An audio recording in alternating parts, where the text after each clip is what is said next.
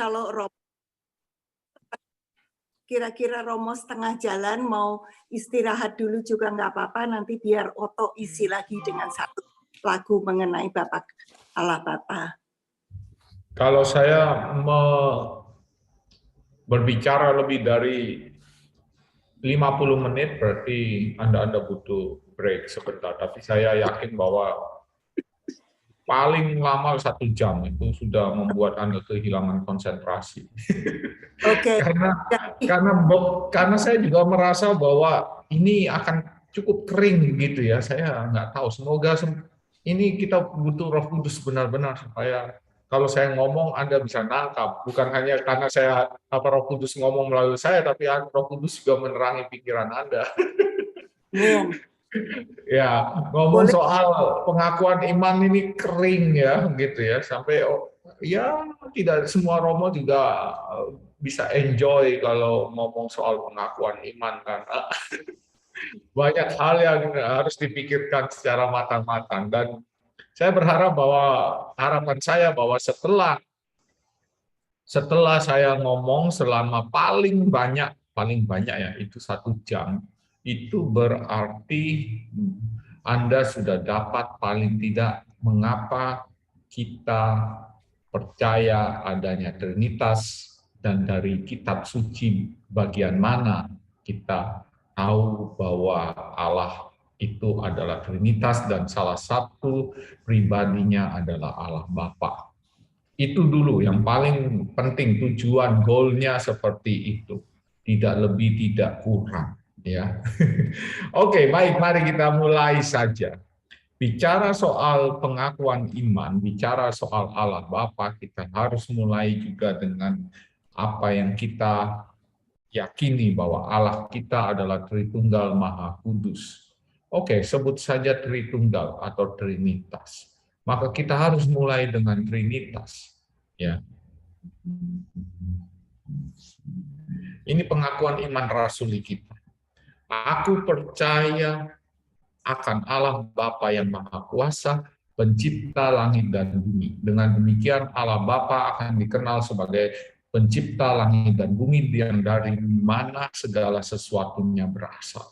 Dan akan Yesus Kristus putranya yang tunggal Tuhan kita, yang dikandung dari Roh Kudus, dilahirkan oleh perawan Maria, yang menderita sengsara dalam pemerintahan Pontius Pilatus, disalibkan, wafat dan dimakamkan, yang turun ke tempat penantian pada hari ketiga, bangkit dari antara orang mati, yang naik ke surga, duduk di sebelah kanan Allah Bapa yang Maha Kuasa. Dari situ ia akan datang mengadili orang hidup dan yang mati. Lihat, Yesus Kristusnya dibicarakan panjang lebar dalam hubungan dengan Roh Kudus dan Allah Bapa. Aku percaya akan Roh Kudus, Gereja Katolik yang kudus. Nanti kita lihat apa yang dimaksud Gereja Katolik yang kudus, dan persekutuan para kudus, pengampunan dosa, kebangkitan badan, kehidupan kekal. Itu saya anggap nanti di bagian akhir zaman, di mana mungkin penutupnya akan jauh lebih menarik daripada tema-tema sebelumnya.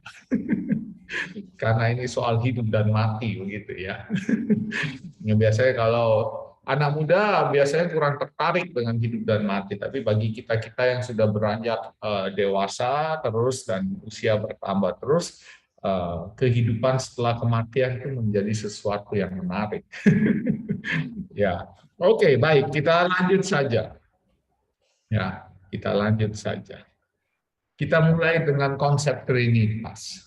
Ya, satu Allah, tiga pribadi, Bapa, Putra, dan Roh Kudus. Itu kita seringkali disalah mengerti dan dikatakan bahwa tiga Allah, ada tiga Allah. Bahkan ada kitab suci salah satu agama itu mengatakan bahwa janganlah kau mengatakan Allah tiga, kurang lebih ya, tidak secara pasti saya mengutipnya. Janganlah kau mengatakan bahwa Allah tiga, yaitu Bapa, Putra, dan Ibu. Ternyata ada juga yang keliru ya. Kita tidak ngomong soal ibu, dan mungkin yang di refer adalah Bunda Maria. Jadi sempat membuat blunder. Ya. Janganlah kau mengatakan Allah itu 3, Bapa, Putra, dan Ibu. Nah, itu ada satu kitab suci dari agama yang lain mengatakan seperti itu. Ya, kurang lebih ya. Saya tidak mengutip secara 100% secara harfiah. Itu salah.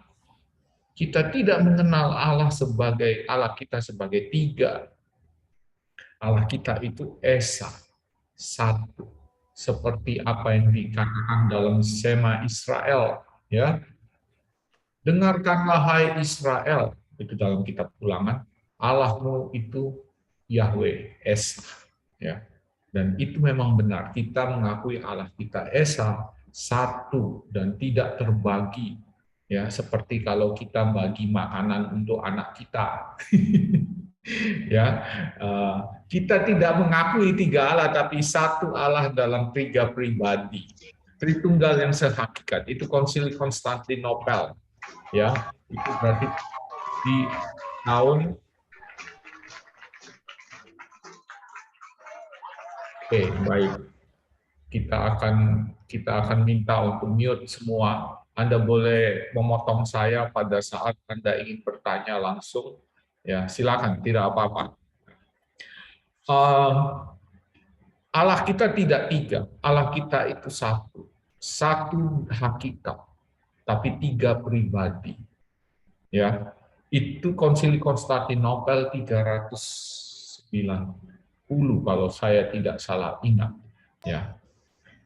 Bapa, Putra, dan Roh Kudus bukanlah hanya nama-nama yang menyatakan cara-cara berada berbeda dari hakikat ilahi, karena mereka secara real berbeda satu sama lain. Jadi bukan juga hanya nama-nama. Oh ya, kita boleh panggil Allah itu Bapa, kita boleh panggil Allah itu Putra, kita boleh panggil Allah itu Roh Kudus. Bukan juga itu. Bukan hanya nama, umpamanya Effendi, nama saya Effendi Kusuma Sunut. Kamu bisa panggil saya Effendi, kamu bisa panggil saya Kusuma, kamu bisa panggil saya Sunut. Bukan juga seperti itu. Karena baik Effendi itu berbeda dengan Kusuma, berbeda dengan Sunur kalau dalam posisi Tritunggal Maha Kudus. Allah Bapa itu berbeda dengan Allah Putra, berbeda juga dengan Allah Roh Kudus. Tapi bagaimana bisa 1, Romo? Baik, kita pelan-pelan saja ya. Bukanlah hanya nama-nama yang menyatakan cara-cara berada berbeda dari hakikat ilahi, karena mereka secara real berbeda satu dengan yang lain. Bapa tidak sama dengan Putra, Putra tidak sama dengan Bapa, Roh Kudus tidak sama dengan Bapa dan Putra. Masing-masing berbeda satu dengan yang lain oleh hubungan asalnya adalah Bapa yang melahirkan dan Putra yang dilahirkan dan Roh Kudus yang dihembuskan. Oke, bingung nggak? Ya bingung, nggak apa-apa. Kalau Anda nggak bingung, Anda jelas-jelas punya unsur ilahi karena Anda bisa mengerti sepenuhnya tentang Tuhan. Nanti kita lihat bahwa bahkan dengan bahasa yang paling canggih sekalipun kita tetap akan menaruh misteri Allah di dalam pikiran kita. Lanjut dulu aja supaya gampang nih, ya. Jadi ketiga pribadi ilahi itu berhubungan satu dengan yang lain karena perbedaan real antar pribadi itu tidak membagi kesatuan ilahi. Satu tapi beda. Bedanya berapa? 3 pribadi. Maka perbedaan itu hanya dalam hubungan timbal balik. Itu di Katekismus Gereja Katolik 255. Jadi ada relasi di dalam Trinitas itu. Jadi kalau ngomong soal Trinitas, kita itu ngomong soal relasi. Itu relasinya timbal balik antara Bapa, Putra, dan Roh Kudus. Seperti bisa dipikirkan seperti keluarga gitu ya, Romo? Mungkin. Ya, Bapa memberi nafkah, ya, ibu merawat anak dan anak ya menghormati orang tuanya, dan di situ ada relasi.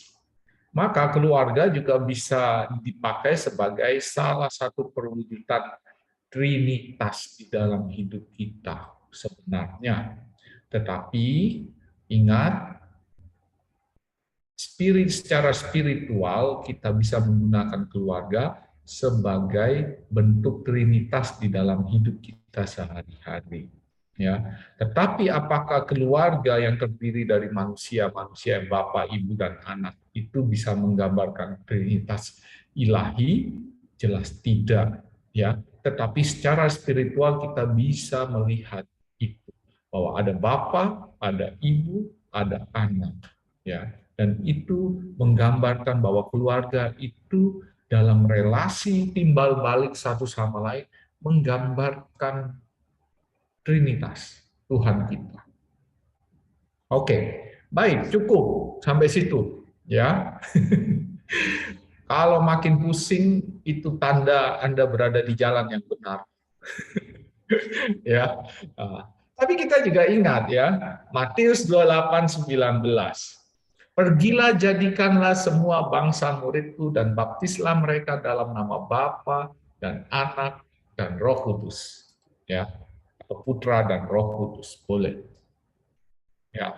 Kenapa ini jadi acuan? Lihatlah dalam pembaptisan kita itu saya membaptis kamu, umpamanya ya.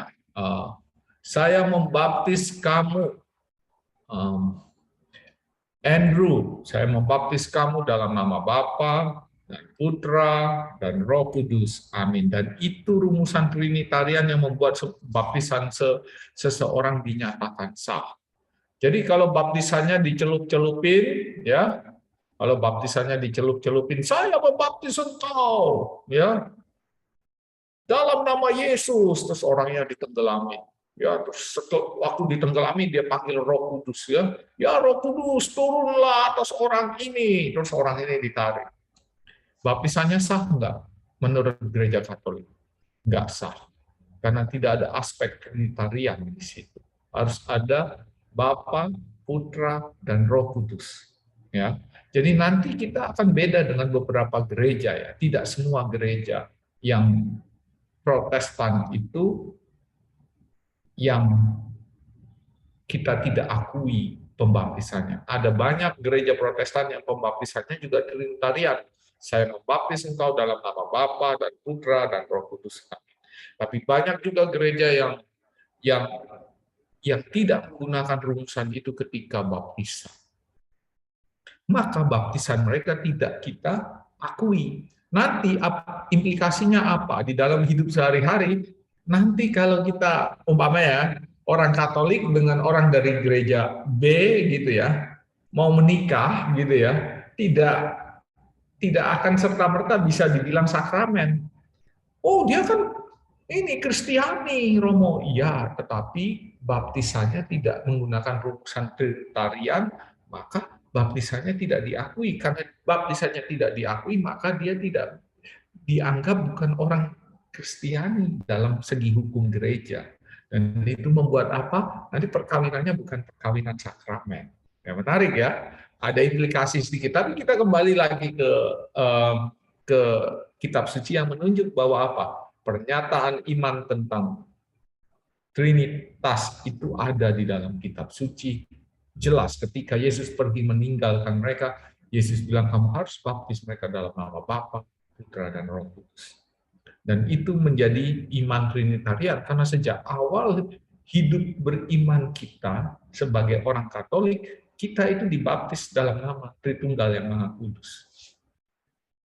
Dan ingat bahwa apa? Bahwa kita ini mewariskan ajaran bapak-bapak gereja. Jadi kita tidak datang mewariskan orang dari abad 18, abad 17, abad 16. Kita itu ngomong orang abad 4, bahkan jauh sebelumnya, orang abad 3, orang abad 2, di mana mereka mulai menuliskan dan merumuskan iman mereka. Itu jauh ke belakang sampai tulisan-tulisan Santo Paulus nanti akan kelihatan bahwa ada perbedaan antara Bapa dengan Putra. Ya, dan itu dipelihara oleh gereja sejak awal. Lihatlah apa yang dikatakan Santo Gregorius dari Nasianza 329-390 yang juga dinamakan sang teolog menyampaikan rumusan berikut tentang iman Tritunggal kepada para katekumen Konstantinopel. Tahu Konstantinopel di mana? Istanbul. Pernah ke Istanbul? Silakan. Itu adalah dulu Konstantinopel di mana direbut oleh Kekaisaran Ottoman, ya. Dan mereka berhasil, ya. Itu dulu kerajaan Bizantium ada di situ. Maka gereja timur itu dulu salah satu pusatnya adalah Konstantinopel atau yang kita sebut sekarang Istanbul di situ. Maka tidak heran ada gereja abad 5 yang dinamakan Hagia Sophia itu yang sekarang dulunya gereja, terus diubah jadi masjid, terus dijadikan museum, sekarang dijadikan masjid lagi kalau tidak salah terakhir, ya. Lihat apa yang dikatakan Santo Gregorius dari Nazianza kepada para katekumen yang mau masuk jadi anggota gereja. Peliharalah terutama warisan yang baik ini. Untuknya aku hidup dan berjuang. Dengannya aku mau mati dan yang menyanggupkan aku memikul segala kemalangan dan menolak segala hiburan. Ialah pengakuan iman akan Bapa dan Putra dan Roh Kudus. Aku mempercayakannya hari ini kepada kalian. Di dalam pengakuan itu aku akan mencelupkan kamu pada saat ini ke dalam air dan mengangkat kembali dari dalamnya. Aku memberikan pengakuan itu kepada kalian sebagai pendamping dan pengawal seluruh kehidupan kalian. Jadi itu sesuatu yang sangat berharga bagi seorang di abad 4 yang sedang mengajarkan imannya kepada orang-orang yang mau masuk jadi anggota gereja. Ya. Dan menarik karena dia adalah tokoh besar, ya. Dia termasuk orang yang mempengaruhi perumusan iman yang kita dengar sekarang ini. Ya, Santo Gregorius dari Nazianza. Ya. Jadi kita tidak ngomong orang abad 20, orang abad 19, abad 10, 7, 6, kita tidak ngomongin. Ini orang abad 4. Ya. Dan kita tahu bahwa apa yang dia terima itu juga diterima oleh orang-orang seabad atau sebelumnya, bahkan sebelumnya. Ya. Ini menarik, ya, karena jauh sekali. Maka gereja kita itu gereja yang apostolik. Disebut apostolik kenapa? Kita itu mewariskan pelajaran dari para pendahulu kita, mulai sejak murid-murid pertama Petrus dan kawan-kawan itu sampai sekarang dipelihara oleh gereja. Maka gereja tidak pernah bisa menyangkal tradisi suci.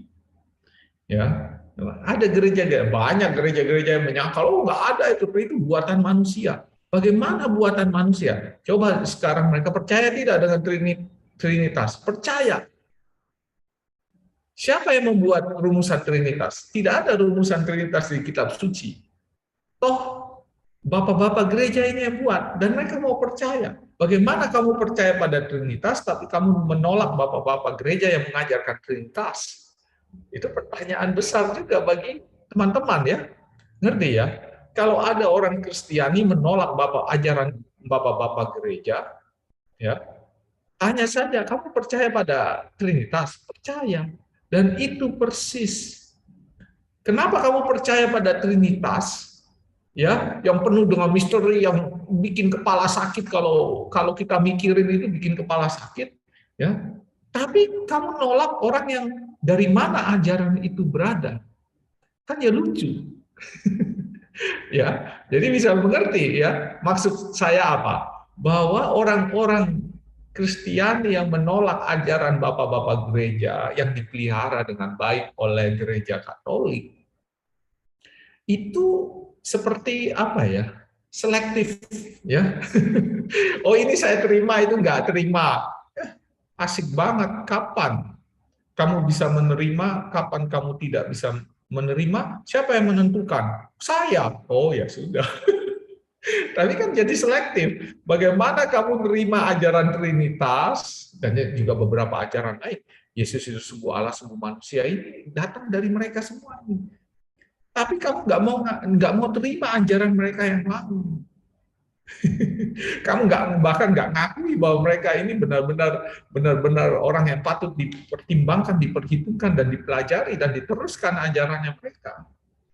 Ya, pegang itu baik-baik teman-teman. Kalau ada yang bilang tradisi suci itu tidak penting, bagaimana kamu bisa terima Trinitas? Bagaimana kamu bisa terima Yesus adalah sungguh Allah, sungguh manusia? Itu semua datang dari tradisi gereja yang suci. Dan ini salah satu bentuknya, ini salah satu, masih banyak, ada satu-satu semuanya, banyak. Ya, nanti ajarannya akan terus. Kita lanjut saja dulu. Ya. Saya nyerempet sedikit ya. Saya nyerempet sedikit karena apa? Penting juga. Jadi dalam pembelajaran iman, lalu kita punya iman Katolik itu juga punya sedikit ketika berhadapan dengan iman Kristiani dari gereja yang lain, kita tuh tahu bahwa apa? Kita itu punya dasar yang kuat. Ya, kita tidak hanya serta-merta hanya kita percaya tradisi suci. Terus mereka bilang kami tidak percaya tradisimu. Terus kamu percaya Trinitas datang dari mana? Itu yang produksi tidak ada itu di kitab suci. Kitab suci mengatakan soal Trinitas secara gamblang itu tidak ada. Ya, hanya ada satu yang tadi disebut, baptislah mereka dalam nama Bapa, Putra, dan Roh Kudus. Tetapi ajaran bahwa satu hakikat Allah dengan satu hakikat dengan tiga pribadi, itu siapa yang mengajarkan? Tradisi suci. Bapak-bapak gereja. Bagaimana kamu bisa menolak bapak-bapak gereja padahal kamu menerima Trinitas, Yesus adalah sungguh Allah dan sungguh manusia. Oke, baik. Kalau kita ngomong Trinitas, kita itu ngomong bahasa analogis. Apa dimaksud bahasa analogis? Kalau saya ngomong Allah adalah A, B, dan C, Allah itu adalah A, B, dan C, tapi Allah sekaligus bukan A, B, dan C. Itu bahasa analogis. Ketika kita ngomong Allah adalah benteng batuku dan kubu pertahananku, seperti apa yang dikatakan oleh Mazmur, apakah Allah adalah benteng batu beneran? Jelas tidak. Ya. Adalah kubu pertahanan? Juga jelas tidak. Allah tidak seperti itu. Tetapi yang dimaksud adalah bahwa Allah adalah perisaiku. Wah, perisai itu apalagi? Apakah Allah itu seperti perisainya Kapten Amerika? Kan juga tidak, ya. Seperti itu. Jadi setiap kali kita ngomong Allah, itu kita ngomong sifat-sifat, kualitas-kualitas yang ada dalam diri Allah, tetapi sekaligus tahu bahwa apa? Ketika kita ngomong Allah adalah perisaiku, itu dia tidak berbentuk seperti perisainya atau tamengnya Kapten Amerika. Ya, jadi Allah tidak bisa disamakan. Kita hanya bisa ngomong mendekati sifat-sifatnya dengan menggunakan bahasa manusia kita dan merujuk pada benda-benda tertentu atau makhluk-makhluk tertentu. Seperti itu. Contohnya, Tuhan adalah gembalaku, tak akan kekurangan aku. Apakah memang kita akan ketemu Tuhan itu pakai pakaian baju wol gitu ya, pegang tongkat? Ya jelas tidak. Hanya mau menunjukkan apa? Allah itu yang menuntun hidup. Dialah yang menjaga dan menuntun aku. Maka sifat itu dikenakan Allah sebagai gembala. Allah adalah penuntun dan juga Allah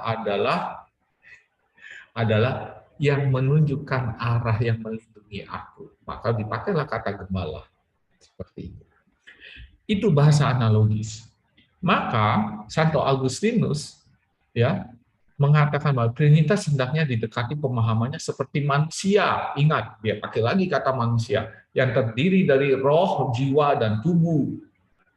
Manusia itu punya roh yang dihembusi oleh Allah itu ya. Prinsip kehidupan, roh itu prinsip kehidupan. Jiwa di mana manusia menemukan identitasnya, dan tubuh yang menunjukkan manusia kepada yang lain. Kehadiran manusia tanpa tubuh tidak akan diketahui oleh yang lain. Jadi ada prinsip kehidupan, ya kita manusia hidup ya hidup ya.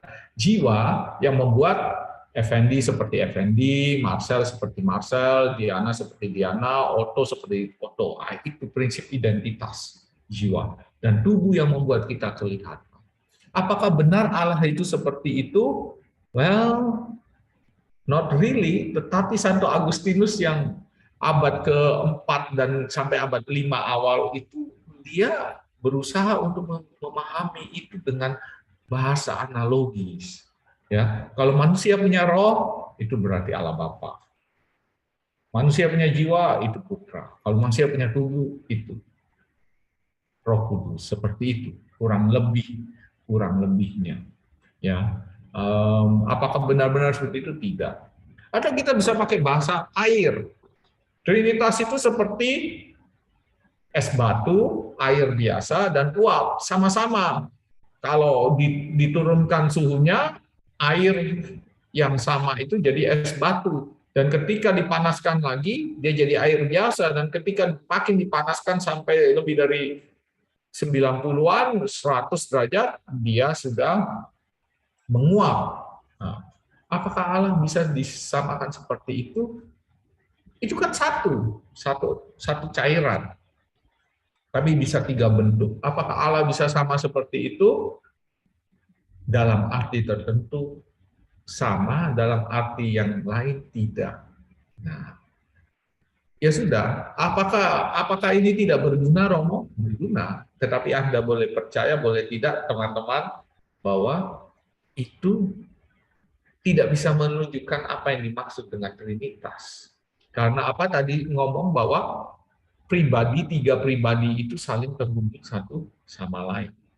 Berarti ada timbal balik di antara mereka. Mereka bereaksi. Kalau air kan tidak punya relasi timbal balik dengan padat, cair, atau jadi uap atau gas. Itu kan tidak ada hubungan timbal balik.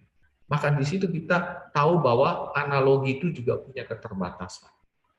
Allah Tritunggal Maha Kudus itu juga bisa diberitahu bahwa seperti matahari. Ada matahari bendanya yang menghasilkan sinar dan juga panas, Romo. Jadi kalau ada matahari sekaligus dapat sinar dan panasnya.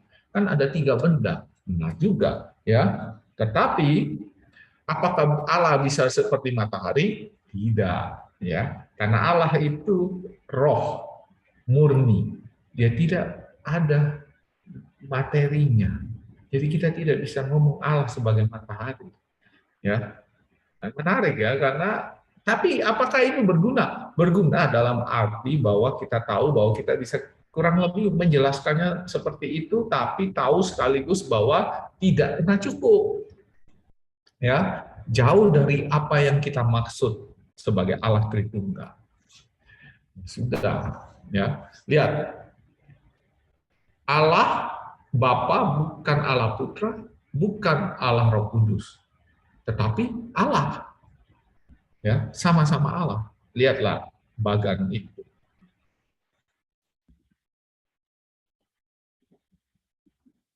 Sebentar, ada sedikit lag. Ini kenapa lagi nih? Ya. Oke, sebentar. Saya akan stop sharing dulu kalau dia tidak. Anda mendengar saya dengan baik ya? Masih mendengar saya dengan baik ya? Oke, saya akan coba masuk lagi. Iya. Nah, karena tiba-tiba saya harus tutup dulu sebentar. PowerPoint-nya saya tutup dulu. Dia hang ya. Oke, jadi kita lihat bahwa di dalam konsep Trinitas itu kita tahu bahwa Allah adalah Bapa, Putra, dan Roh Kudus. Itu pribadi yang timbal balik ya satu sama lain. Ya. Dan dengan demikian kita bisa mengatakan bahwa ada satu Allah ya dengan 3 pribadi. Ya. Oke. Saya akan sharing lagi. Ya. Nah, misteri agung. Saya tadi bilang soal bahasa analogis. Berarti bahkan 1 dan 3 itu tak bisa dipahami sebagaimana 1 manusia dan 3 manusia, atau 1 nilai dan 3 nilai. Tidak ada yang bisa menggantikan konsep Allah Tritunggal yang Maha Kudus itu di dalam membandingkannya dengan benda-benda atau makhluk-makhluk. Begini, itu misteri agung. Jadi kita bisa menjawab, itu misteri agung kah? Selalu misteri-misteri, enggak. Saya harus bilang, kita bisa menjelaskannya dengan bahasa analogis, tetapi sekaligus mengatakan bahwa kita selalu terbatas dalam memahami Allah. Setiap kali kita menjelaskan tentang Allah, kita tahu bahwa Allah itu yang kita jelaskan sekaligus bukan yang kita jelaskan. Nah, ingat ya bahasa analogis itu ya. Nah, jadi kalau ada orang bilang Allah itu esa, punya satu, ya hanya punya satu Allah, saya tanya, satunya Allahmu itu gimana sih? Ya satu, satunya seperti apa sih? Pokoknya satu. Terus satu seperti satu kerbau, satu domba, satu manusia, satu tongkat, satu planet, atau gimana? Nggak tahu. Nah, kamu aja satu aja nggak tahu gimana, jelaskan.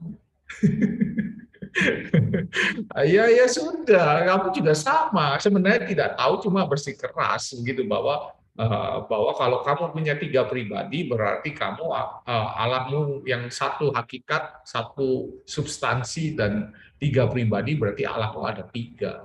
Enggak. Itu mereka sendiri tidak mengerti karena mereka masih di dalam pemahaman bahwa Allah itu bisa dimengerti manusia. Oh, Allah saya hanya satu. Sudah, selesai. Tidak ada 3 pribadi apa. Oke, tapi satunya Allahmu itu seperti apa? Selalu saya kejar sih. Kamu kan nggak bisa bandingin Allahmu yang satu itu seperti apa. Nggak bisa. Dengan apapun kamu nggak bisa bandingin. Iya, ya persis. Bagaimana kamu yang tidak mengerti Allah bisa menuntut saya untuk menjelaskan Allah itu secara penuh kepadamu? Jika Allah bisa dimengerti secara penuh, maka dia bukan lagi Allah, karena kitalah Allahnya. Ya, karena kalau kita bisa bahkan suami istri pun, ya seringkali dalam perjalanan berumah tangga, seringkali kan terkaget-kaget. Oh ternyata suamiku tuh kayak gini. Bertahun-tahun aku nggak tahu dia ternyata kayak gini. Setiap hari ada selalu penemuan baru ya. Siapa yang sudah menikah di atas 40 tahun di sini? Oh, Diana Taufik sudah. Ya. Wah, Lina Budianto sudah. Oh, Yuci juga sudah ya. Wah, yang 50 tahun? 50 tahun adakah? Belum ada ya. Bahkan, Lina Budianto, ya. Gimana ketika melihat suami, apakah setiap hari ada sesuatu yang baru? Harusnya ada sih, tapi bosan biasanya sudah ngelihat, itu ya paling kayak gini-gini aja. Tapi sebenarnya kalau mau teliti, ternyata saya nggak sungguh-sungguh mengerti suami saya. Coba diselidiki suaminya itu, siapa tahu ada sesuatu yang setelah jalan lebih dari 50 tahun malah nggak ngerti. Oh ini ternyata suami saya seperti ini ya. Saya selalu berasumsi bahwa dia itu ini dan itu. Ternyata dia itu tidak ini dan itu. Oke lah, ya. Hanya karena pewahyuannya kita dapat mencicipi pengertian tentang diri Allah, ya. Dan ini ingat, Allah Tritunggal itu menunjukkan secara jelas bahwa Allah adalah kasih, karena kasih membutuhkan sesuatu di luar dirinya untuk dikasihi. Ya, jadi kalau kasih itu selalu terarah keluar dirinya, maka itu kan dibilang komunitas Tritunggal Maha Kudus. Itu Allah dengan 3 pribadi, itu menunjukkan Allah adalah kasih. Ya, di mana ada persekutuan kasih di dalamnya dari 3 pribadi itu. Ya. Dan itu yang disebut bahwa apa? Allah itu penuh dari dirinya sendiri karena di dalam dirinya ada komunitas 3 pribadi itu yang saling mengasihi satu sama lain. Itu relasinya relasi kasih. Maka di dalam keluarga juga kalau ada kasih itu sebenarnya mau menunjukkan apa? Antara Bapak, Ibu dan anak. Kalau ada kasih itu menunjukkan realitas Tritunggal Maha Kudus. Ya. Jadi lihatlah keluarga Anda itu sebagai prototipe penunjuk arah kepada komunitas Tritunggal Maha Kudus. Maka kalau keluarga Anda hidup penuh kasih, keluarga Anda sendiri memancarkan Trinitas itu di dalam hidup Anda. Ya, jadi baik-baiklah ya dengan keluargamu ya, karena memang itu kehendak Allah bahwa di dalam keluarga kalian bisa menunjukkan komunitas Tritunggal Maha Kudus itu. Ya. Ini di dalam Perjanjian Lama. Kita baca saja. Saya baca secara cepat saja. Ya. Kamulah Israel, anak-anak Tuhan Allahmu. Jadi di dalam Perjanjian Lama, Allah sudah mulai manggil Israel itu sebagai anak-anak. Di Mazmur 2 dan 7, status Raja Daud. Allah mau menceritakan tentang ketetapan Tuhan. Aku mau menceritakan tentang ketetapan Tuhan.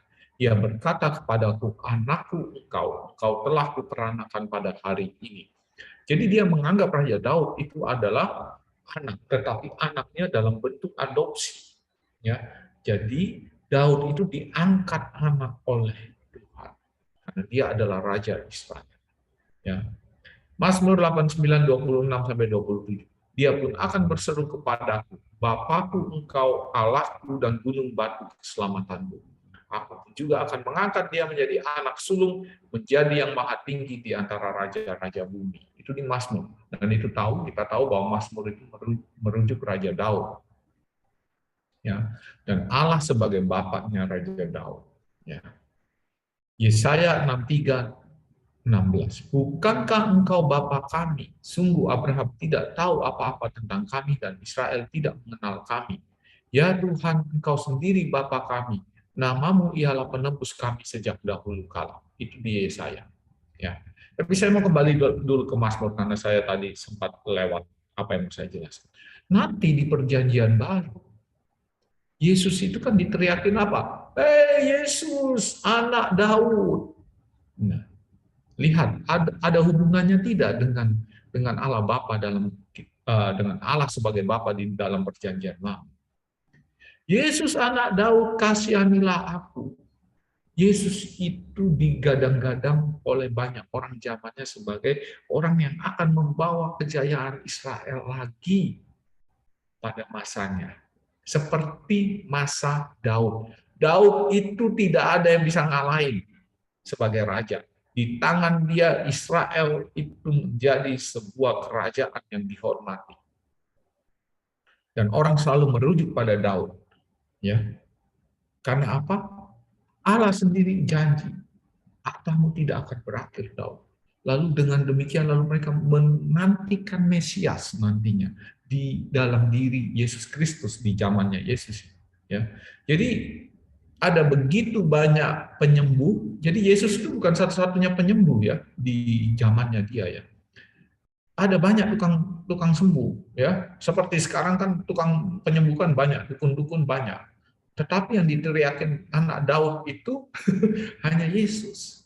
Ya, hanya Yesus. Jadi Yesus itu tidak serta-merta bisa disamakan dengan tukang penyembuh di zamannya yang banyak juga, ada banyak guru-guru yang bisa menyembuhkan seperti Yesus. Tapi Yesus dapat status anak Daud itu sesuatu keistimewaan karena apa? Anak Daud berarti ini ada janji Allah di dalamnya. Dan karena Raja Daud itu adalah anak Allah, maka lihat Mesiasnya haruslah anak Allah nantinya. Yesaya 95. Sebab seorang anak telah lahir untuk kita, seorang putra telah diberikan untuk kita, lambang pemerintahan ada di atas bahunya. Dan namanya disebutkan orang penasihat ajaib, Allah yang perkasa, Bapa yang kekal, Raja damai. Ini bacaan-bacaan yang muncul ketika menjelang Natal atau pada hari Natal. Ya, anak yang lahir itu adalah Mesias, adalah anak Allah. Dan itu ada di dalam buat Yesaya.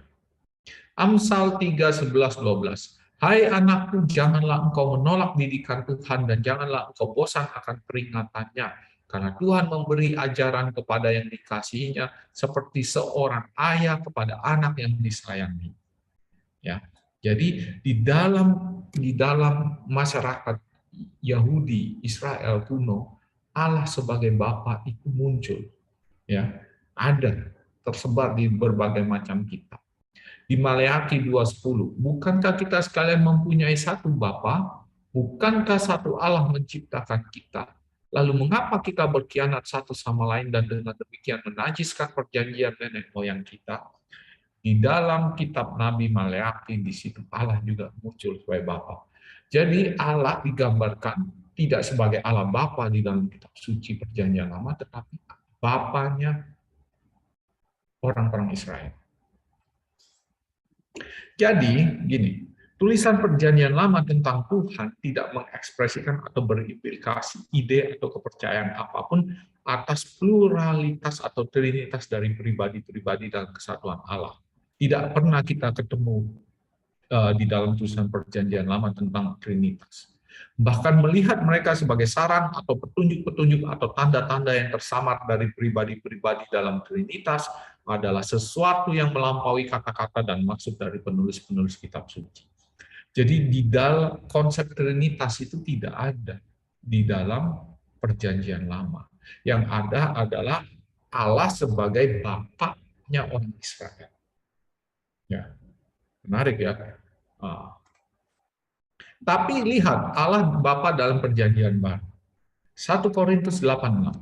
Namun bagi kita hanya ada satu Allah saja, yaitu Bapa yang darinya berasal segala sesuatu yang untuk Dia kita hidup, dan satu Tuhan saja, yaitu Yesus Kristus yang olehnya karena segala sesuatu telah dijadikan dan yang karena Dia kita hidup.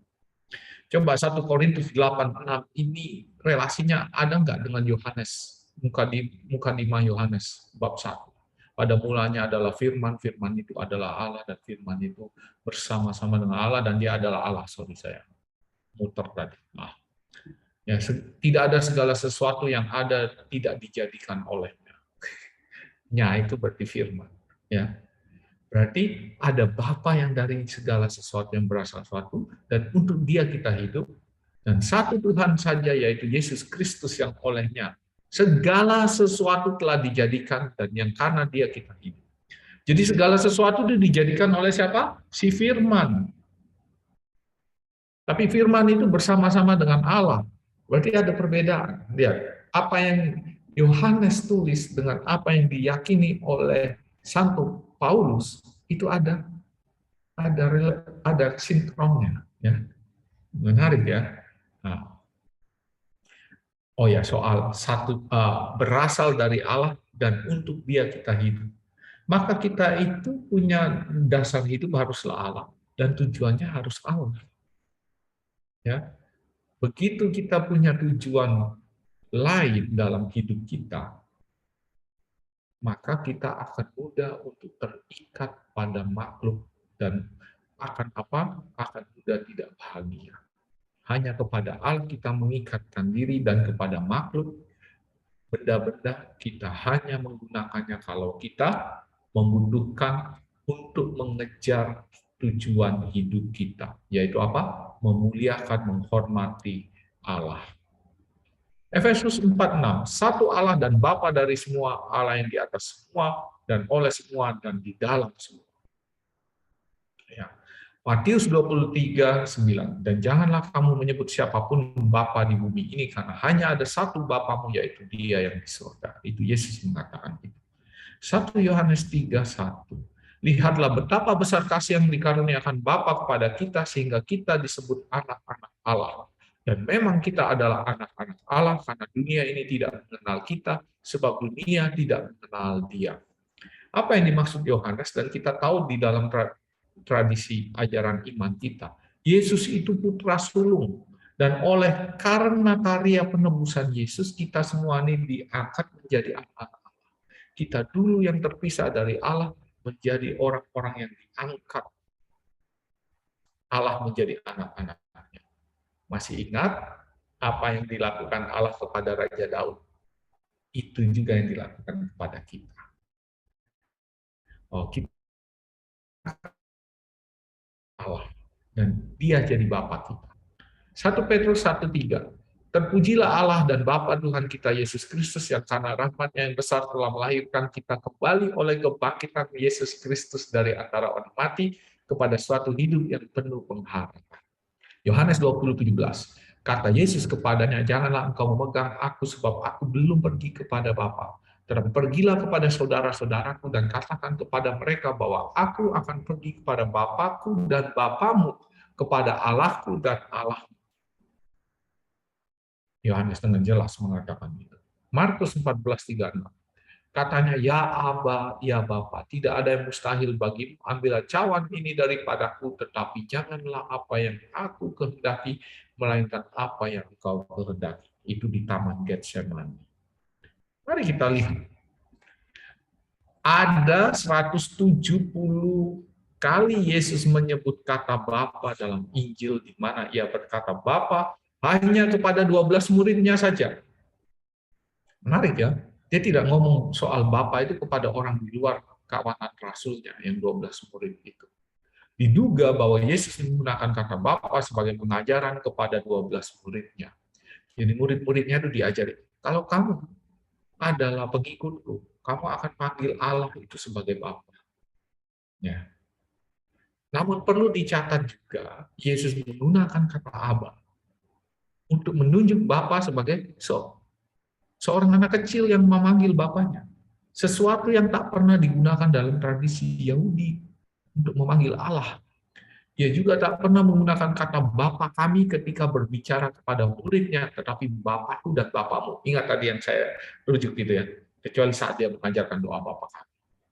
Yesus adalah sosok yang mengenal sepenuhnya Allah dan mempunyai otoritas menyatakan kepada para murid sebagai orang yang mengenal Bapa. Ya. Jadi Yesus itu pakai kata Aba, itu menarik ya, tidak pernah dipakai oleh orang lain. Dan dia selalu mengajarkan kepada para muridnya soal Aba, Aba, Aba. Itu berarti apa? Yesus sendiri menunjukkan bahwa apa? Dia anak kecil yang tahu benar-benar siapa Allah itu. Ya. Baik, kalau kita lanjut dulu. 170 kali tidak pernah Yesus ngajar orang luar dengan kata Bapa, hanya kepada murid-muridnya. Kalau kita ngomong Allah Bapa itu Allah yang maskulin sekali, maskulin. Terus tadi kan Romo bilang bahwa Allah itu kan tidak bisa disamakan seperti makhluk. Jadi Allah bisa nggak kalau Allah itu dipanggil ibu, bisa nggak? Bisa. Di dalam kitab suci, di dalam kitab-kitab kebijaksanaan, itu banyak tersebar sekali Allah yang punya sisi feminim. Dan kata yang dipakai adalah Sophia. Ya, Amsal 1:20 sampai 21. Hikmat atau kebijaksanaan atau Sophia berseru nyaring di jalan-jalan, di lapangan-lapangan, yang memperdengarkan suaranya di atas tembok-tembok, ia berseru-seru di depan pintu-pintu gerbang, ia mengucapkan kata-katanya. Hikmat bahasa Inggrisnya wisdom atau kebijaksanaan, hikmat kebijaksanaan. Itu dari bahasa Ibrani hokmah. Menarik ya, hikmah dari hokmah. Itu Ibraninya. Ya. Kita rupanya menerima dari bahasa Arab. Ya. Kita menerima dari bahasa Arab. Sophia itu Yunani dan sapiensia Romawi. Itu bermakna feminim. Ya. Punya aspek feminim. Amsal 4:13. Berpeganglah pada didikan, janganlah melepaskan hikmat, peliharalah dia karena dialah hidup. Allah itu dianggap sebagai hikmat, kebijaksanaan yang kamu harus pegang, dan hikmat itu adalah aspek feminim dari Allah. Maka Allah bukan saja bisa disebut Bapa, Allah juga bisa disebut Ibu. Tapi Yesus kenapa Romo ngajarin Allah sebagai Bapa terus? Karena Yesus ada di zaman di mana Bapa itu menjadi figur sentral di dalam hidup keluarga. Orang tahu bahwa bahwa orang akan merujuk lelaki. Dia hidup di dalam masyarakat yang figur maskulin atau laki-laki sebagai figur yang utama. Maka dia menggunakan kata itu. Jadi boleh tidak Allah sebagai ibu? Boleh. Dalam arti bahwa Allah itu juga punya sisi feminim. Tadi saya katakan bahwa kita tidak bisa merujuk Allah itu hanya ada satu kualitas. Allah punya kualitas apa? Kebapaan, tapi juga Allah punya kualitas sebagai ibu. Ya. Tapi kita lihat dulu, ya. Amsal 8:22 sampai 36. Saya harap satu orang membaca supaya saya nggak kecapean membaca. Ini siapa ya? Diana bolehlah membaca, cukup panjang ya. Oke, Romo. Amsal 8 ayat 22 sampai 36. Tuhan telah menciptakan aku sebagai permulaan pekerjaannya, sebagai perbuatannya yang pertama-tama dahulu kala. Sudah pada zaman purbakala aku dibentuk, pada mula pertama, sebelum bumi ada. Sebelum air samudra raya ada, aku telah lahir. Sebelum ada sumber-sumber yang syarat dengan air. Sebelum gunung-gunung tertanam, dan lebih dahulu daripada bukit-bukit, aku telah lahir. Sebelum ia membuat bumi dengan padang-padangnya, atau debu dataran yang pertama. Ketika ia mempersiapkan langit, aku di sana. Ketika ia menggariskan kaki langit pada permukaan air samudra raya, ketika ia menetapkan awan-awan di atas, dan mata air samudra raya meluap dengan deras. Ketika ia menentukan batas kepada laut, supaya air jangan melanggar titahnya. Dan ketika ia menetapkan dasar-dasar bumi, aku ada sertanya sebagai anak kesayangan. Setiap hari aku menjadi kesenangannya dan senantiasa bermain-main di hadapannya. Aku bermain-main di atas muka bumi. Muka buminya dan anak-anak manusia menjadi kesenanganku. Oleh sebab itu, hai anak-anak, dengarkanlah aku. Karena berbahagialah mereka yang memelihara jalan-jalanku. Dengarkanlah didikanku, maka kamu menjadi bijak. Janganlah mengabaikannya. Berbahagialah orang yang mendengar kandaku, yang setiap hari menunggu pada pintuku, yang menjaga tiang pintu gerbangku. Karena siapa mendapatkan aku, mendapatkan hidup, dan Tuhan berkenan akan dia. Tetapi siapa tidak mendapatkan aku, merugikan dirinya. Semua orang yang membenci aku mencintai maut. Demikianlah sabda Tuhan. Syukur kepada Allah. Terima kasih Diana. Lihat, ya, aku di situ adalah kebijaksanaan. Dan Tuhan telah menciptakan aku sebagai permulaan pekerjaannya. Menarik ya, lihatlah. Merujuk pada siapakah kebijaksanaan itu? Kalau sebelum bumi dibuat, kebijaksanaan itu sudah ada lebih dulu.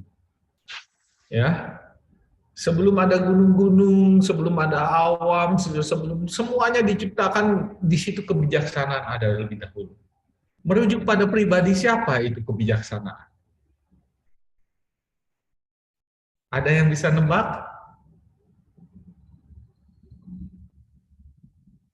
Boleh loh nebak. Siapa yang dituju oleh ini? Bahwa aku sebagai permulaan. Yesus. Iya. Kalau Yesus itu bahasa manusianya. Itu kebijaksanaan, itu Allah. pribadi yang kedua yang kita sering panggil putra. Firman.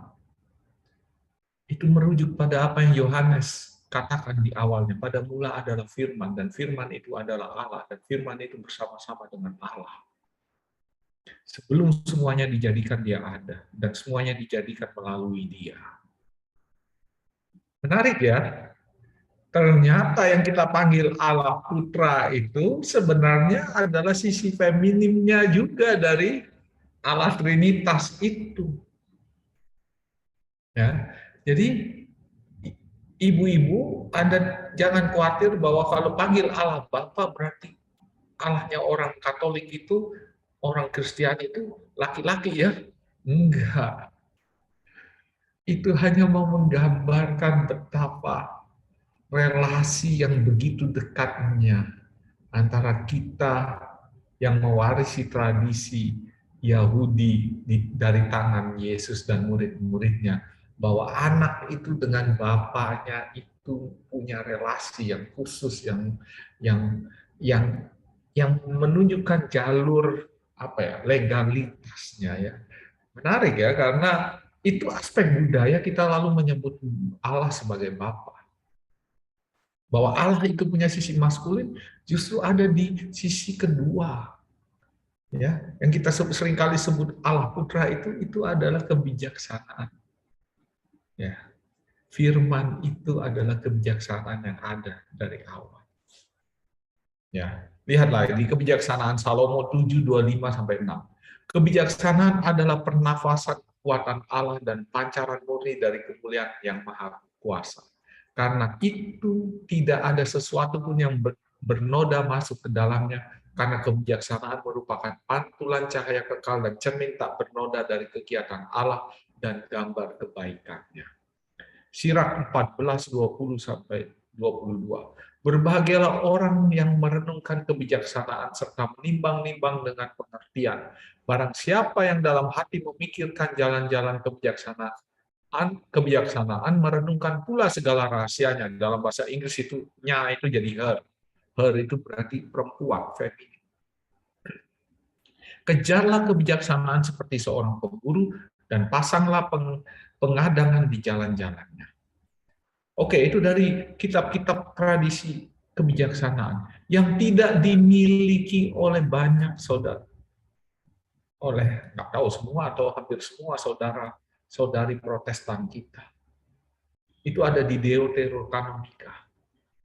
Itu kitab sucinya orang Katolik yang merujuk pada Septuaginta yang dipakai oleh Santo Paulus. Ya, Santo Paulus itu pakai Septuaginta, dan ketika Martin Luther dan kawan-kawannya di era Protestantisme abad ke-16 itu, mereka membuang Septuaginta.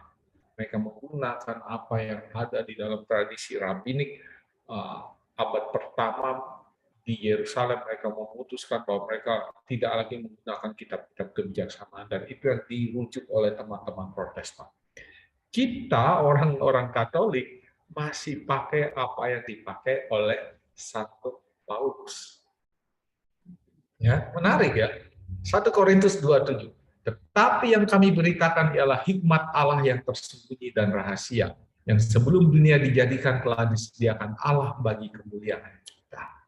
Lihat betapa solidnya teologi kita dengan dukungan tradisi. Kita mengacu pada tradisi suci, di mana kita menggunakan kitab suci yang dipakai oleh Santo Paulus.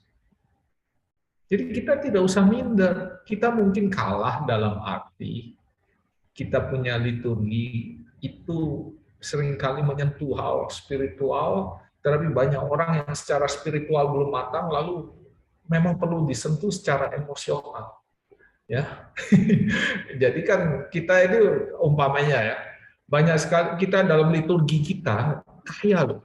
Itu soal yang spiritual, yang jauh di atas. Tapi banyak dari kita tidak sanggup, maka kita butuh untuk apa? Model-model karismatik seperti itu, dan kita ada yang nangis-nangis apa. Kebutuhannya ada, silakan, tidak apa-apa, tidak salah, gitu ya. Tetapi harus sampai pada naik yang tinggi, dan itulah yang kenapa kita selalu berusaha pegang apa yang dikatakan oleh bapak-bapak gereja tradisi suci karena itu mengajarkan sesuatu yang jauh lebih tinggi daripada hanya fenomena manusia biasa yang kita lihat seperti menangis, berbicara dengan bahasa-bahasa tertentu. Ada sesuatu yang lebih bermakna dalam daripada hanya sekedar apa yang kelihatan di luar. Seperti itu. Apakah dengan demikian yang luaran tidak penting? Oh, saya tidak mengatakan itu. Saya mengatakan itu juga penting. Ya, tetapi setiap orang yang bertumbuh dalam iman akan sampai pada sebuah level di mana dia tidak hanya berkutat di level emosional psikologis manusia, tetapi juga level yang spiritual yang bisa memahami tentang bagaimana kebaikan Allah dalam hidupmu dan seterusnya dan seterusnya. Ya. Oke, lanjut dulu aja. Jadi ini kesimpulan, tidak saya berjanji untuk 1 jam ya. Ini sudah terakhir. Trinitas, Allah adalah Esa dalam arti satu substansi, satu hakikat, dan 3 pribadi. Di dalamnya ada relasi timbal balik tiap pribadi yang menunjuk Allah sama dengan cinta, adalah cinta. Misteri, Allah adalah misteri yang tak dapat dipahami sepenuhnya oleh akal manusia. Hanya melalui pewahyuan kita mengenal Allah yang Trinitas. Dan tentu ajaran gereja, jangan lupa. Bapak-bapak gereja itu yang merumuskan Tritunggal Maha Kudus. Ya. Analogi, karena misteri yang tak terhampiri, kita menggunakan bahasa analogi untuk mendekati pemahaman tentang Allah. Kitab suci Perjanjian Lama menunjukkan bahwa Allah adalah Bapa bagi Israel. Dan dalam Perjanjian Baru, Yesus menggunakan kata Bapa, Aba, yang menunjukkan kedekatannya dengan Allah Israel. Seakan-akan, atau lebih tepatnya, bukan seakan-akan, tetapi Yesus menunjukkan betapa dia sungguh-sungguh mengenal Bapa yang disebut Allah Israel. Dan kita tahu bahwa Allah sebagai Bapa itu menunjukkan sisi maskulin dari Allah. Tetapi kita juga tahu dalam tradisi kitab-kitab kebijaksanaan, ya, itu ada Allah yang disebut sebagai kebijaksanaan atau hikmat, dan di situ ada sisi feminin Allah yang sebenarnya penting bagi kita untuk kita ketahui. Dan siapa sisi feminin Allah itu? Firman. Di dalam kitab suci ada sisi feminin Allah yang ditunjukkan dengan kata Sophia, kebijaksanaan, hikmat yang akhirnya menunjukkan sebuah figur yang berbeda dari Allah sebagai Bapa yang maskulin. Ingat, Allah tidak bisa kita kotakkan sebagai Bapa yang maskulin saja. Allah itu juga harus kita lihat sebagai figur yang penuh keibuan, yang ada sisi femininnya. Seperti itu. Dengan demikian kita tahu bahwa Allah itu tidak hanya satu saja yang model kualitasnya hanya maskulin, tapi juga feminin. Ya, oke, itu dulu ya dari saya. Saya pikir cukup. Ada pertanyaan, silahkan. Ya, 1 jam. Saya ada pertanyaan, Romo Effendi. Tadi di Matius 29:3 atau 3:29. Tidak ada Bapa di dunia, hanya ada Bapa di surga, atau begitu kata-katanya. Kata-kata itu sering digunakan untuk menyerang Katolik, karena kita tahu di Vatikan kita sebut Bapa Suci, juga ada Bapak Uskup. Itu bagaimana penjelasannya supaya kita bisa dengan benar kita akan membantah semua itu. Oh ya, baik. Tadi di Matius berapa? 29 kalau nggak salah, atau 3:29. Saya mencari. Iya, saya mengerti itu. Hanya ada satu Bapamu, yaitu yang di surga. Ya, jangan ada di dunia. Ya, saya mengerti bahwa mereka selalu mengatakan, tapi pertanyaan saya, apakah kamu tidak boleh memanggil Bapakmu sebagai Bapak? Kan segampang itu. Mengapa hal-hal kecil dipersoalkan oleh mereka? Umpamanya papa, kalau aba itu kan kalau orang Chinese mungkin ya papa gitu ya. Boleh dong. Mengapa kita bisa memanggil orang tua kita bapak, sedangkan yang lain tidak bisa kita panggil Bapa, ya. Jadi persoalan soal panggil memanggil itu bukan persoalan teologis, itu hanya apa? Itu hanya dipakai untuk menyerang kita, tetapi sebenarnya tidak punya masalah kepada siapapun. Kalau saya seringkali dipanggil, mohon menunggu Pak, lah, masa manggil saya Bapak nggak boleh. Terus saya bilang hanya ada satu Bapamu di surga. Terus saya dipanggil apa? Oh ya Om, Panggil Om ya, Om memang Om sudah. Jadi semuanya nggak, mulai sekarang nggak boleh panggil Bapak ya, panggil Om semua. Alah, mereka mah suka bikin gitu-gitulah. Ya sudahlah. Jadi kalau Bapak suci, yaitu orang yang dituakan. Kita tidak menggantikan Allah Bapa dengan paus kita. Kita tidak menggantikan, apalagi menggantikan Bapa kita dengan imam-imam kita yang kita panggil Father, gitu ya toh? Ya biasa.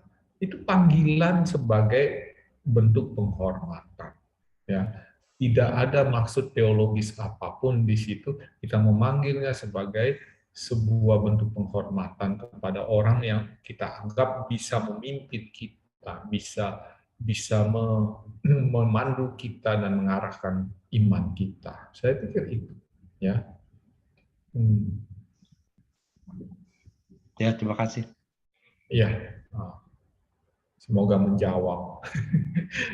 Saya sudah dengar itu bertahun-tahun sih, tapi ya saya ketawa-ketawa saja. Nanti semua orang nggak boleh, semua orang Kristiani nggak bisa pakai kata Bapak dong. Ya udahlah, itu jawaban bodohnya lah, jawaban bodohnya kayak gitu lah. Ada yang lain?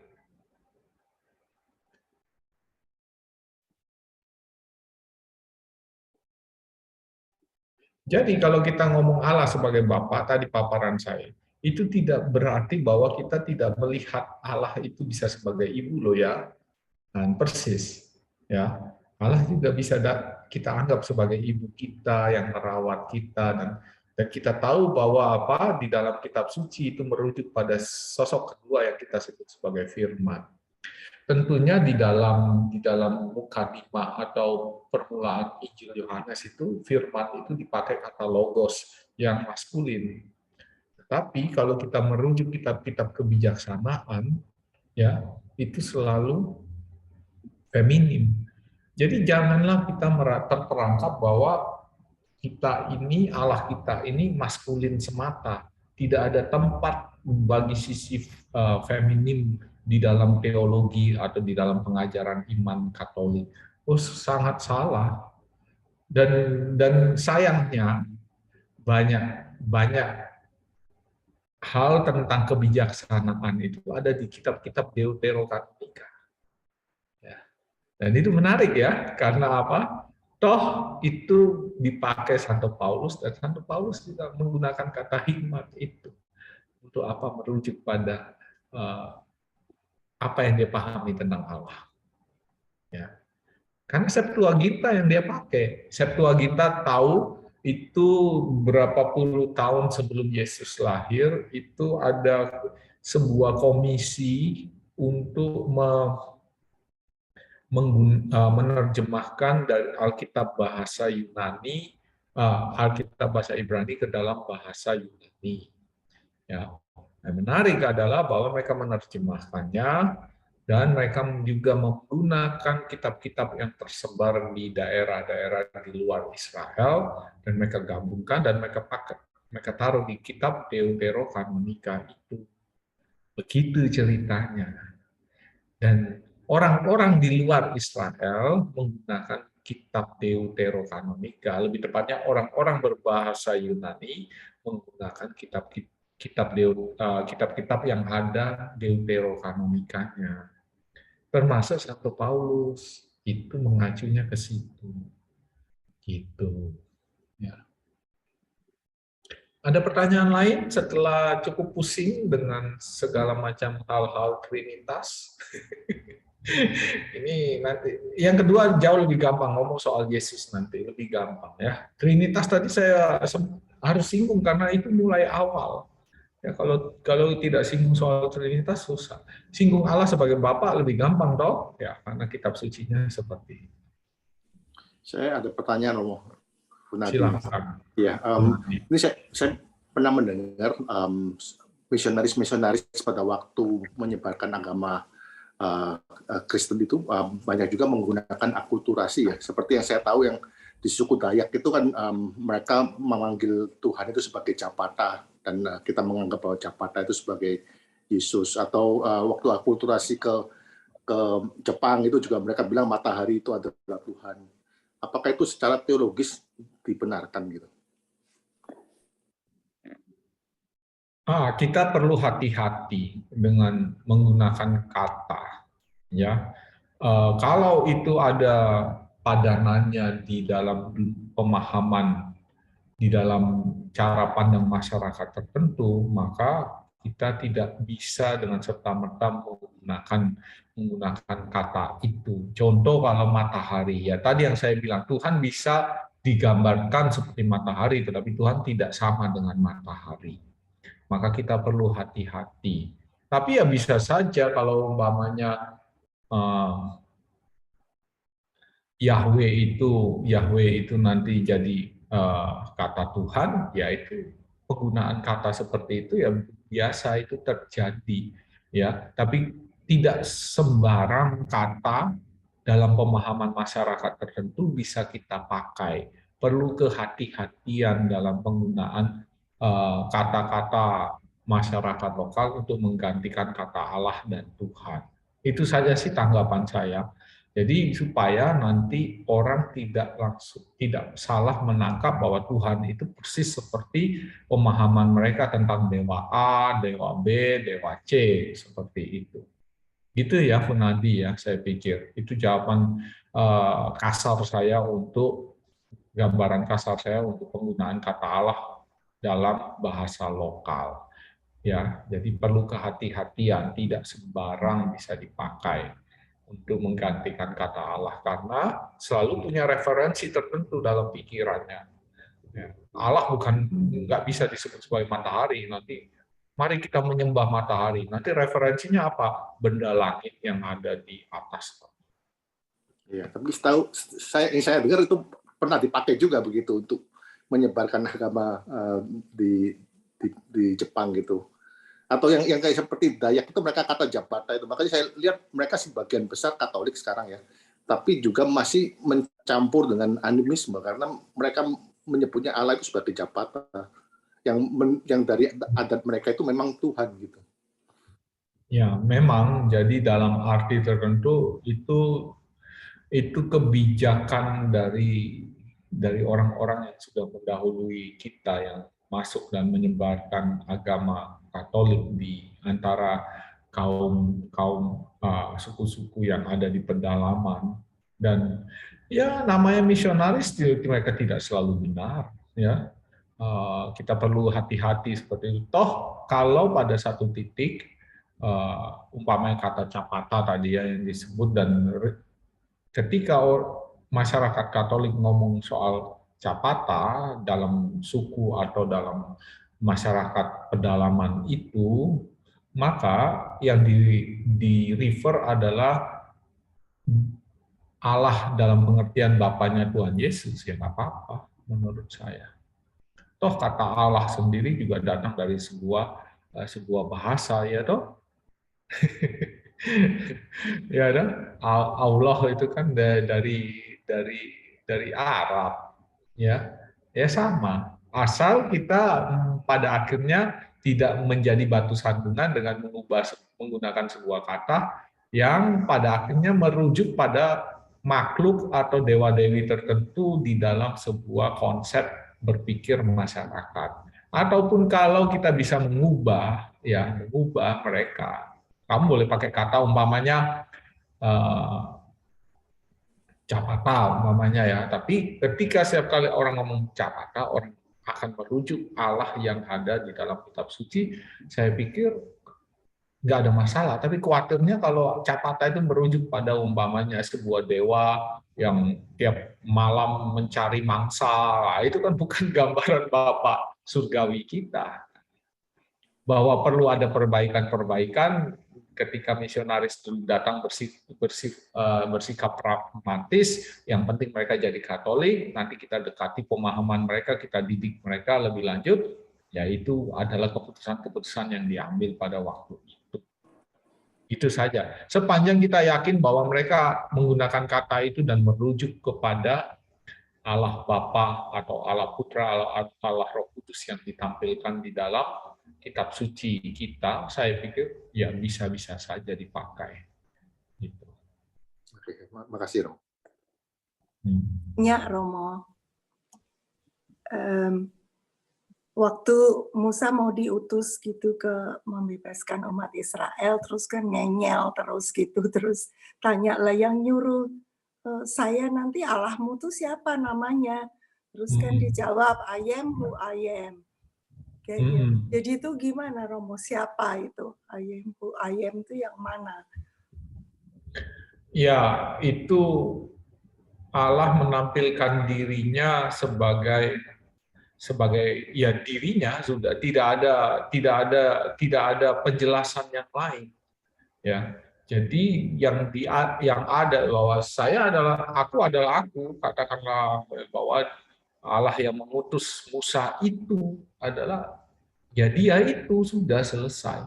Gitu. Menarik ya, karena bahkan di dalam pemahaman Israel itu juga ada transformasi. Lihat kalau ketika Abraham dipanggil oleh Allah, ya, dia juga masih mendirikan mezbah untuk menyembah Allah, gitu ya. Terus sampai ke daerah Mesir ada Allah yang lain, gitu ya. Itu menarik ya, karena apa? Dulu bahkan di dalam masyarakat purba seperti zamannya Abraham itu dari politeisme, jadi dewa itu banyak gitu ya. Itu dewa yang banyak yang menguasai tanah. Jadi dewanya Israel beda dengan dewanya Mesir. Dewanya Mesir beda dengan dewanya Sumeria atau Persia atau apalah ya, daerah situ Babilonia kayak gitu ya. Dan macam-macam ya, ada banyak dewa, itu politeis. Lalu pada satu titik muncul ada sebuah konsep yang dinamakan henoteisme. Bahwa walaupun ada banyak dewa, tapi ada satu dewa yang paling tinggi. Ya. Dan ini menarik karena di zamannya Abraham itu peralihan bahwa ada satu dewa yang paling tinggi di antara dewa-dewa yang lain. Ya. Dan itu yang di dalam kitab suci kelihatan bahwa itu Allahnya Abraham. Ya. Nanti baru ketika Israel berkembang lagi, ya, dalam perjalanan di Sinai, ya, ketika berputar-putar di gurun pasir 40 tahun biar satu generasi habis dulu, itu baru dikatakan bahwa hanya ada satu Allah dan kamu hanya boleh menyembah saya sebagai Allah. Dan itu untuk Israel sebenarnya. Ada dewa-dewa lain tidak disangkal, tetapi bagi Israel hanya ada satu dan tidak ada yang lain. Dan kamu harus setia pada Yahweh. Ya, itu yang dikatakan. Kalau kamu setia pada Yahweh, maka kamu akan memperoleh keselamatan, berkat dan keselamatan. Jadi ada pergeseran pemahaman dalam hidup orang-orang beriman, termasuk orang Israel. Yang pertama percaya politeis, akhirnya jadi henoteis, yang akhirnya jadi monoteis. Ya. Ya menarik ya, karena ternyata iman itu juga berkembang seiring dengan waktu. Pengenalan akan Allah itu juga berkembang seiring dengan waktu. Termasuk bangsa Israel itu butuh waktu berabad-abad supaya bisa sungguh-sungguh jadi monoteis. Ya. Nah, saya nggak tahu saya jawab pertanyaan enggak. Iya. Tapi bahwa I am who I am itu adalah sebuah tanda bahwa ya ini saya adalah Allahmu, sudah selesai. Kamu nggak ada Allah yang lain. Dan pelan-pelan dibawa ke situ, diajari oleh Yahweh bahwa Yahweh adalah satu-satunya Allah ya bagi bangsa Israel. Yang lain itu dewa-dewa itu Allah yang palsu semua. Begitu. Makasih Romo. Ya, baik. Ada satu Romo, coba ya Romo ya. Ya. Kitab Kejadian itu adalah kitab dari Torah, Pentateuch, Romo. Betul. Betulnya orang Yahudi seharusnya harus tahu dalam Kejadian 1 ayat 26, berfirmanlah Allah, baiklah kita menjadikan manusia menurut gambaran dan rupa kita, supaya mereka berkuasa atas ikan-ikan di laut dan burung-burung di udara, dan atas ternak dan atas seluruh bumi, atas segala binatang melata dan yang merayap di bumi. Maka Allah menciptakan manusia itu menurut gambarannya. Sebetulnya mereka harusnya udah tahu bahwa Tuhan itu adalah Trinitas.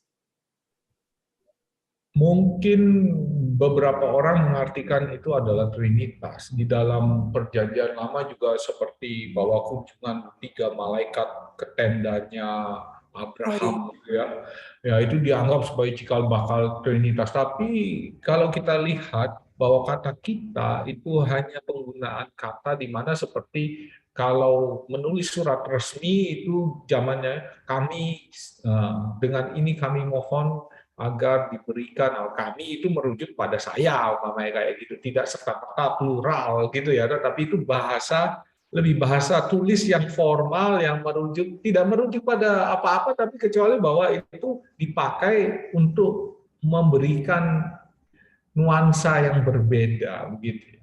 Jadi tadi kan saya bilang bahwa di dalam Perjanjian Lama tidak ada satupun yang bisa dipakai untuk jadi alasan bahwa itu adalah cikal bakalnya Trinitas, itu sudah ada di Perjanjian Lama. Jadi ada sebuah peneliti seperti itu. Trinitas itu baru mulai muncul di dalam Perjanjian Baru. Ya. Dan siapa yang membuat Trinitas itu muncul? Ajarannya Yesus. Kalau aku tidak pergi, maka penolong tidak akan datang. Siapa penolongnya? Roh Kudus. Ya, dan itu terjadi di dalam masyarakat Kristen awal itu terjadi bahwa ada fenomena Roh Kudus itu hadir. Ingat di Pentakosta di situ Roh Kudus muncul ya. Dan fenomena itu lalu menunjukkan betapa bahwa Roh Kudus yang menuntun, yang menghibur, menguatkan, yang menunjukkan jalan, membimbing kita semua yang ada di dalam masih berjuang di dalam dunia ini, itu di situ tepatnya. Maka aspek Trinitarian memang tidak pernah disebutkan, dirumuskan secara jelas di Perjanjian Baru, tetapi itu sudah ada di dalam penghayatan para murid pertama. Dan mereka dapatkan itu mulai awal dari pengajaran Yesus kepada mereka. Bahwa Allah sebagai Bapa itu sudah ada di dalam Perjanjian Lama, karena Allah adalah Bapa Israel, Bapanya orang-orang Israel. Ya, itu sudah diakui. Bahkan ketika Allah menentukan Raja Daud, kau adalah anakku, ya, diadopsi ya, diangkat jadi anak karena kau raja. Itu menarik karena itu ada hubungannya dari Yesus. Yesus anak Daud tadi saya katakan, ya. Yesus anak Daud, kasihanilah aku. Kenapa Yesus dianggap sebagai anak Daud? Karena pas justru Mesias yang dinantikan itu harus dari garis keturunannya Daud. Ya. Tidak dari garis keturunan yang lain. Maka Lukas, Matius selalu bikin silsilah itu ya, yang sliwer-sliwer ya berdua ada banyak bedanya begitu ya. Kalau Lukas mulai dari Adam dan Hawa, Adam ya. Kalau Matius mulai dari mana? Abraham. Mengapa berdua berbeda? Karena Matius punya jemaat adalah orang-orang Yahudi, maka harus rujuknya mulai Abraham. Lukas jemaatnya siapa? Lukas itu jemaatnya orang-orang Yunani, dia orang-orang non-Yahudi. Maka harus merujuknya jangan figur Yahudi, tapi figur manusia pertama yang universal.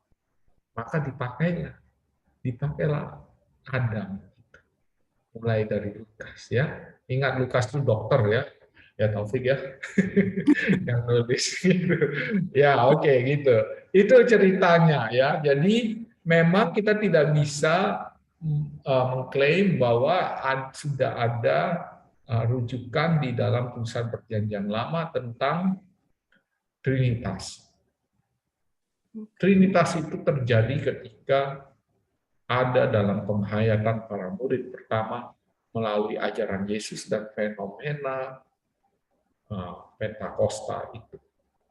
Ya, itu. Sudah makin pusing? Romo, Ya. boleh nanya Mo? Ya. Ya Mo. Romo, terima kasih untuk pencerahannya, luar biasa tentang Trinitas. Saya pernah mendengar satu pengertian begini Mo, dia percaya akan satu Allah tetapi tiga pribadi. Dan pribadi Allah Bapa itu biasa kita kenal dalam Perjanjian Lama. Nah, itu karena memang itu selalu menunjukkan Allah Bapa dan Allah Bapa. Tetapi karena umat Israel pada waktu itu juga tegar tengkuk, mereka tetap sudah melihat mukjizat, tapi tidak percaya, sehingga akhirnya Allah Bapa melahirkan manusia sebagai Yesus. Yang itu yang kita percaya di dalam Perjanjian Baru. Kemudian, tapi masih juga tidak percaya sudah diwujudkan sebagai Allah, sebagai manusia, dan akhirnya diturunkan lagi Roh Kudus setelah Pentakosta itu. Jadi itu sebetulnya tetap satu Allah tetapi tiga pribadi. Itu betul gak mau kira-kira? Ada orang yang mengatakan bahwa kan di dalam credo kita itu Allah Bapa sebagai pencipta, Allah Putra sebagai penebus, dan Allah Roh Kudus adalah Allah yang menolong, membimbing, dan seterusnya bagi kita yang masih bersiarah. Begitu. Dan itu menarik ya, karena orang mengatakan bahwa dari karya-karya yang dilakukan Allah, kita tahu ada tiga pribadi. Allah Bapa sebagai pencipta, Allah Putra sebagai penebus, dan Allah Roh Kudus sebagai penghibur dan penyemangat penuntun kita yang masih ada di dunia ini. Dari tiga karya yang berbeda ini kita tahu bahwa Allah itu tiga pribadi yang berbeda walaupun Dia adalah satu. Bisa kita sebut seperti itu ya, begitu. Oke. Ada yang lain? Sedikit komen ya. Oh ya, boleh Pak Leo. Ya, saya pernah tuh waktu ada orang Hindu, dia bercerita bahwa Trinitas itu sebetulnya dari Hindu. Hindu memang lebih tua daripada Christianity. Yang saya ingin tahu, bapak-bapak gereja itu, apakah dulu ada hubungan, pernah ada komunikasi dengan Hinduism di Eropa atau di Eropa terutama ya? Saya tidak melihat pengaruh Hindu ya dalam arti secara signifikan. Mungkin bapak-bapak dari gereja timur yang di daerah mendekati Asia itu mungkin pernah berjumpa dengan orang-orang dari negara India. Tetapi kita tahu juga ya bahwa yang disebut sebagai Hinduisme itu adalah penamaan dari para kolonialis Inggris. Ya, yang kita sebut sebagai Hindu itu hanya sepotong tanah. Ya, Hindustan itu sepotong tanah di tengah begitu banyak tanah di daerah India. Dan itu menarik ya, karena itulah penjajah selalu memberikan nama sesuka mereka, begitu. Padahal di India ada begitu banyak spiritualitas yang tidak bisa hanya dikatakan sebagai spiritualitas yang ada di tanah Hindustan. Ya, saya tidak tahu kalau dengan demikian apakah Trinitas ada pengaruh Hindu yang apa, Brahma, Siwa, dan Wisnu itu saya tidak melihat. Kalau mereka itu tiga Tuhan, ya. Brahma, Siwa, dan Wisnu yang punya tugas masing-masing. Tapi kita tidak mengikuti seperti itu, ya. Dan menarik karena akan sangat rumit begitu kita ngomong soal Hinduisme, ya, karena itu menyangkut ajaran yang berbagai macam. Ada orang Hindu yang bisa ateis, ada yang bisa politeis, ada yang monoteis. Jadi itu sulit, ya, sulit untuk menghubungkan itu, dan hanya merujuk pada satu ajaran yang itu yang namanya apa?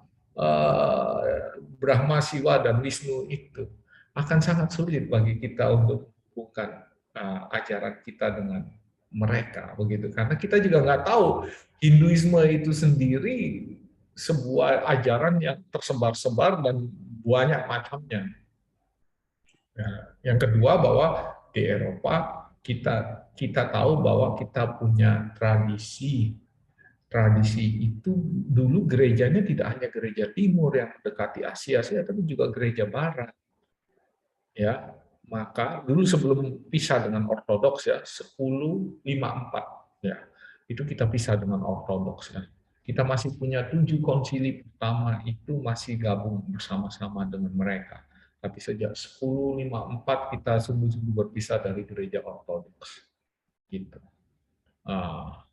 Jadi kita menyatukan ajaran kita itu sama-sama. Jadi sama, dan memang sungguh-sungguh Barat dan Timur ketemu dan kita merumuskannya sebagai satu kesatuan iman. Itu.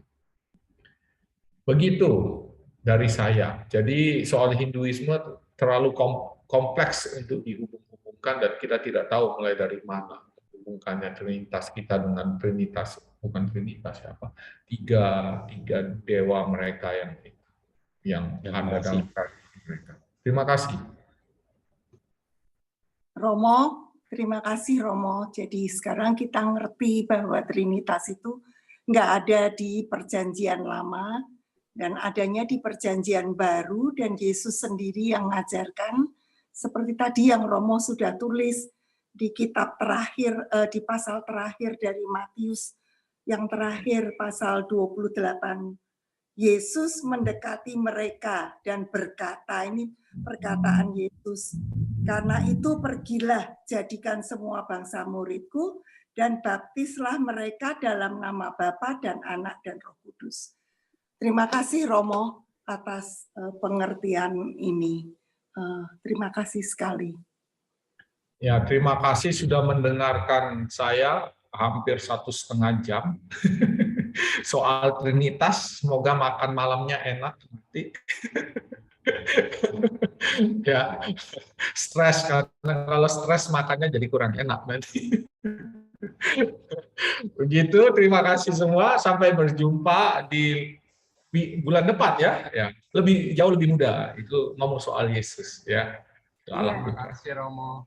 Terima kasih Romo. Salam dari SF. Wah, Suryani muncul ya, Suryani itu muncul. Romo saya dari SF. Wah, payah luar biasa ya, jalan-jalan terus ini. Ibu Pak. Enggak Romo. Mau ngerasa naik BART. Romo nggak pernah jemput saya naik BART. Saya mau naik BART. Ini Suryani ini jalan-jalan terus, tetapi duit tetap masuk. Itu yang saya mau cari deh, caranya gimana ya? Romo bisa aja deh. Bisa aja. Lo mau belajar deh. Terima kasih Romo. Terima kasih Romo. Luar biasa Romo. Apa kita mau menutup dengan doa atau gimana? Oh iya dong. Silakan Romo bisa tutup dengan doa dan memberkati kami, Romo. Baik, teman-teman yang bertahan hingga akhir, saya tahu semuanya bertahan hingga akhir, luar biasa. Terima kasih banyak sudah mau setia dan bertahan hingga akhir acara ini. Sekarang mari kita minta berkat dari Tuhan. Dalam nama Bapa dan Putra dan Roh Kudus. Amin. Allah Bapa yang penuh kasih, Kau mencanangkan keselamatan bagi kami dan Kau anugerahi kami iman. Kami mohon supaya segala sesuatu yang terjadi di forum ini sungguh-sungguh menumbuhkan, menguatkan, dan juga menyuburkan iman kami di dalam hidup kami sehari-hari. Semoga kami semakin yakin bahwa kasih karunia-Mu itu cukup karena Engkaulah Tuhan yang adalah kasih bagi kami. Dan semoga kasih itu juga tumbuh bersama dengan pemahaman kami akan Dikau yang adalah kasih itu. Tuhan, kami di malam hari ini, bagi yang di Amerika dan siang hari di Indonesia, kami mohon supaya Engkau memberkati hidup kami semua, menganugerahi kami kesehatan, dan selalu menjaga iman kami di dalam nama Bapa dan Putra dan Roh Kudus. Amin. Terima kasih semua. Terima kasih banyak, Romo. Terima kasih Luar banyak. biasa. Terima kasih, Romo. Ya, terima kasih. Sampai Terima jumpa. kasih Romo. Sampai jumpa semuanya. Sampai Terima kasih semuanya. Siapa aja yang ikut dari Indonesia?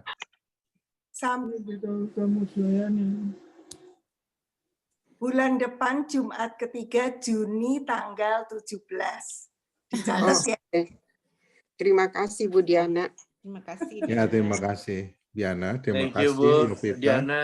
terima kasih Pak Terima kasih. Tikno, ya terima Thank kasih you, teman-teman Tikno. semua. Ya, Thank you, Tikno. Thank you, Tekno. luar biasa. Tikno. Terima kasih Pak Thank you, Mang Marses. Ya, terima kasih Bu Suryani hebat dari SF Juga aja Yovita. hadir. Thank you. Yes.